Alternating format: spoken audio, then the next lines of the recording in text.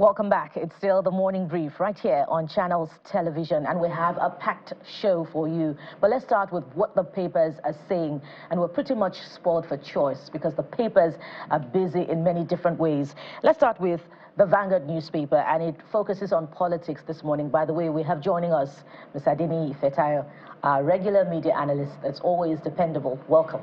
Thank you. It's my pleasure to be here physically. It's a pleasure to have you, as always. It's been a while. Yeah. Yeah. So let's look at the Vanguard, Mr. Ifetayo. Why Obi El-Rufai are yet to join the ADC? And this is ascribed to the interim national secretary of the party, Mr. Bolaji Abdullahi, in fact, a former cabinet member in the past administration. Let's take a look at the insight. Ex-PDP Governors Forum DG joins ADC. Obedience won party against selling presidential ticket to highest bidder. You could ask, what's the obedience concern in this one? Have they joined the ADC? Of course, you get to answer that, but let me just get done with the riders. Omo Agege has no plan to leave APC, but Ayiri Emami. Well, there's more insight to that, I believe, in the papers. No ADC lender can inherit Buhari's 12 million votes. That's ascribed to Okechukwu. Speak to this, Mr. Adeni. Yeah, first and foremost, you know, there are some by-elections, and this Peter Obi, Rufai need to, they have their party member who have gotten the form, who are going to the election. So, like they said, I said that, oh, they giving them a kind of leave, let them sort out that they fully back in the fold. And talking about that as well, you will notice that Peter Obi, he has physically be present in ADC movement or coalition, so to say, and the number is growing, is getting bigger, those political juggernauts from different political parties. So it's not a matter of 12 million votes. It's not Buhari now that is going to stand, you know, in the ballot paper. Is another person. And looking at the indices, the economy, the security challenges, those are the things that can swing both in your favor or against you. So those are the things we should be talking about. And of course, if you don't put your house in order, I'm not sure you stand a chance when forces come together to say this is our ambition. I just hope that, like somebody said, that they shouldn't give it to the highest bidder, and they're going to make it transparent. But to me, if I won't say there's an agreement or moral arrangement or agreement that if the North, they are going to take a shot for 8 years, which is 2-term tenure, and the South, I'm just saying, I'm not a card-carrying member. If they can make it to go to the South and say, let's support this, since your own ambition is to get somebody who is in place to get them out so that you can give a good governance to Nigerians. I'm just trying to picture the coming months and years, particularly first, politicians are being politicians. As you said, they are waiting for the elections. So I don't know if this qualifies as anti-party activity, because they're sort of eating their cake in their, I won't say old parties now, because it's still there, but they are future old parties, and then they're still frolicking with the ADC. But I imagine when elections come, wouldn't that confuse voters eventually?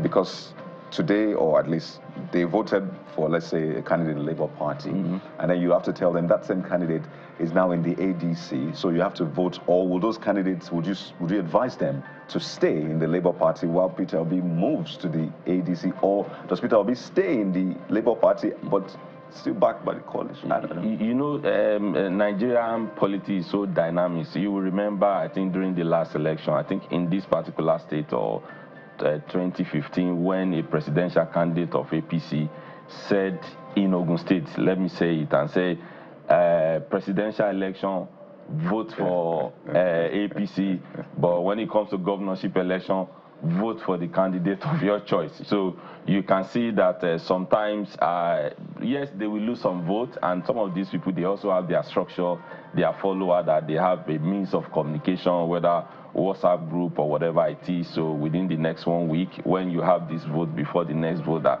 this is where we are putting our heads to. So I'm sure they want to take a shot at the federal level, so they should be able to coordinate that.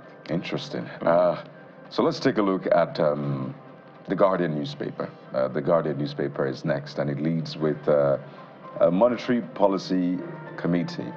That's the CBN's organ that is responsible for deciding the interest rate, or the MPR. And you see, MPC caught in rate cut trade-offs as banks demand CRR review.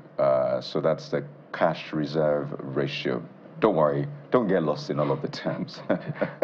But you can see some sort of pictorial by The Guardian this morning, and it's weighing what happens if interest rates go up or interest rates go down. So if they go up, loan rates and credit card rates go up, bank savings and deposit rates go up, but consumer spending goes down. That's if the interest rates go up.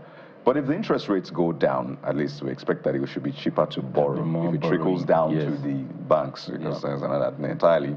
But you see, loan rates and credit card rates go down, bank savings and deposit go down, but consumer spending goes up. At the end of the day, I think this is targeted at inflation too. Yes. So I don't know, what options do you see ahead? Because this is a thorny issue for this government. If it's able to improve the lot of Nigerians economically in terms of their purchasing power and all that, I think it'll be a major win, but it's been very tough. Yeah, you know, it's so dynamic that banks, I stand to be corrected, they make what we call abnormal profit. It's so much, and I think the government, you know, you can call the banks MD, let's review this. Our people are complaining, their purchasing power is getting low, and if you want to, you know, reduce the interest rate so that more borrowing, so that they can get their business running or scaling up and all of that, which will bring about more employment and all of that. So, but if you keep on skyrocketing the interest rate, which will make it difficult. Now you get a loan, you'll be paying 27% or thereabout, and to talk about the logistics, the overhead, so even your take home might not take you home. So I think if they can get this correctly, it will definitely win them some votes coming 2027, because whatever policy they are doing is just all about 2027. Well, they'll tell you that the CBN is independent of the politics. The piper dictate the tune. But you know, they held interest rates the last time. Yeah. We've seen inflation drop from 22.97 to 22.22. Yeah. Again, whether people feel it is another thing entirely. But we'll wait to see. The meetings will take place today and tomorrow, so we'll see how that comes up. We hope that there is a stay also on the monetary policy rate again this time, such that you can, you know, further enjoy the gains. But this Nigeria also, you know, looks at the economy in another sense. Oil price crash, dangers ahead for Nigeria. Economists warn that federal government's 2025 budget faces threat over global energy crisis. Say projects may stall while borrowing looms amid fiscal uncertainties. I wonder how you're weighing in on this particular disposition of economists towards the you know, global energy crisis, because in the case of Nigeria, there are peculiarities. There are supposedly savings from subsidy, increased allocation to states, and, you know, in that sense, and then there's also, of course, increase in non-oil revenue.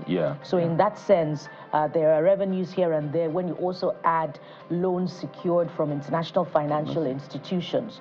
So how significant should be the impact of oil price crash on Nigeria's revenue earnings and by extension, the economy? I would say it's not this time around that we'll be hearing of oil price crash, you know, globally. And if you keep on doing the same thing, you keep on getting the same answer. I think it's high time they should look inward, like non-oil revenue, pay more attention to it and all of that. And whatever revenue you get from point A, B, and C should be judiciously used, because management is very key.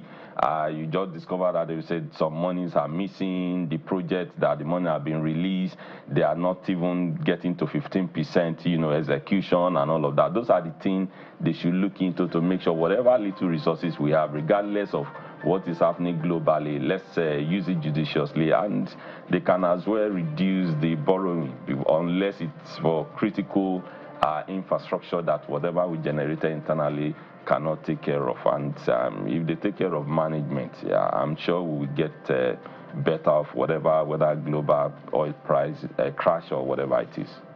Okay.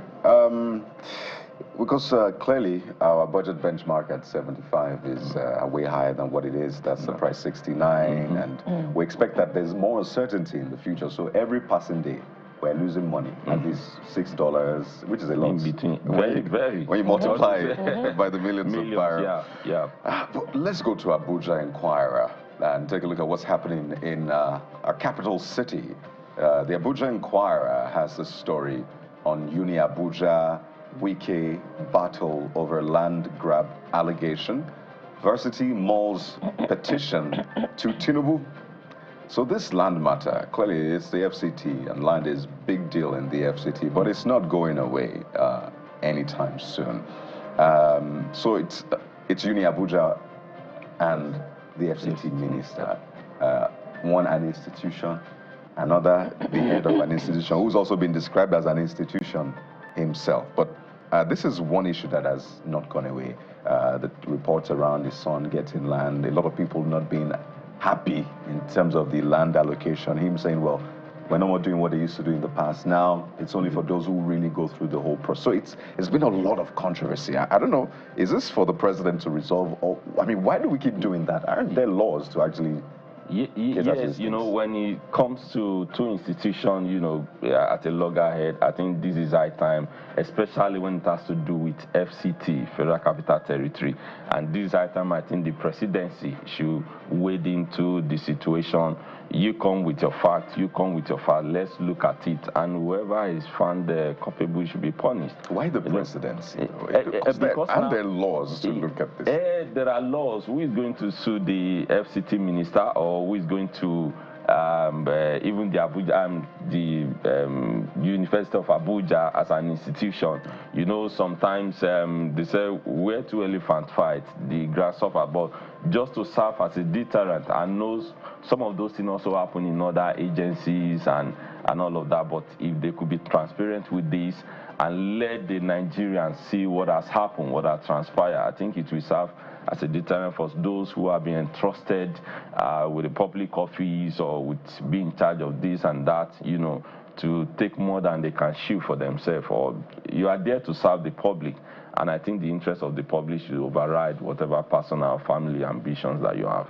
It sounds really simple. I mean, it sounds logical. That's what it should be. But the practice is something else entirely. Okay. And it's also a subject of politics, you know, as far as the leading officials in the FCT is concerned. But let's go over to the Nigerian News Direct, which speaks to more politics in the polity. No anointed candidate for 2027 presidential elections. That's ascribed, of course, to the ADC, the product of the new coalition. And there are just a few insights. Supporters don't speak for Atiku or Obi.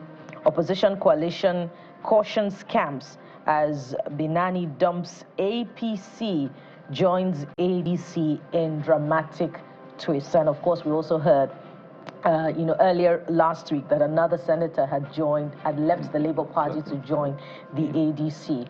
But as we look more at, you know, the formation of this coalition, are you getting a sense, in line with what the ruling party says, that because of the many big interests involved, that it was going to disintegrate before it even No, I'm not seeing any comes together wholly? No, I'm not seeing any disintegration, because you can see day by day the number, you know, kept on increasing, and these are the political figures who have their own numbers as well, who have their own followers as well. And the only thing I can say that they should be clear from beginning where, you know, because the issue of zoning will come up, and if you want to make it open, like I said to someone that if they should make it open, I know somebody that were mad. I'm just saying from the little from the past experience anyway. If I'm to go by that experience that had happened, would it be the PDP presidential candidate in 2023? Yes. They want to throw it open. Yes. So I think Mr. Obi doesn't stand a chance. They should be able to come from beginning. That has been my own agitation, that come up and said, we are coming together. We are supporting a candidate from this region. Let's make it open. So if you are in, you are in. If you are not in, then it's not that 2 months or 3 months before the primary, or maybe 2026, you now be fighting, oh, the primary, they said it will go to north or go to south, and it will. So those are but then that would mean the other interests would have to look for other, parties to fill their interests, to fill their ambitions. No, if they have the interests of Nigeria, that's what I said. And then they would lose the numbers. No. They might not. What I'm saying is, from beginning, let the picture be clear. Right. Let's know where we're headed. God bless you. Let's know where we are headed, and we know that we are going against this person or this party who is producing. You can see they said the Emir of Daura said that this is our candidate for 2027, which I feel that it should be political, be neutral. You can see what I'm saying. So since you are going against this force, we are coming together to give Nigeria a better candidate and give them good governance, and we are going to zone it to this particular region. Every one of us, we have agreed we are going to support whoever emerges, whatever candidate that emerges from that region. So Nigerians, we know, even disobedient, we know, okay, yes, at least we are all in, and other parties that come up to form the coalition. We're watching the politicians as they watch the polity with every step that they move. So whatever they do, we're waiting here to interpret it. Well, most thank you very much, Mr. Adeni Ifetayo, for coming through on this one. It's been interesting, and we look forward to having you again. Yeah, thank you very much. It's my pleasure to be here. Yes, indeed. And we're not quite done yet as far as what the papers are saying. There's also the front pages of social media, and that will be time for a review of your thoughts. But we'll take a moment now. When we return, we'll begin our first talking point on the show. So stay with us. We'll be right back.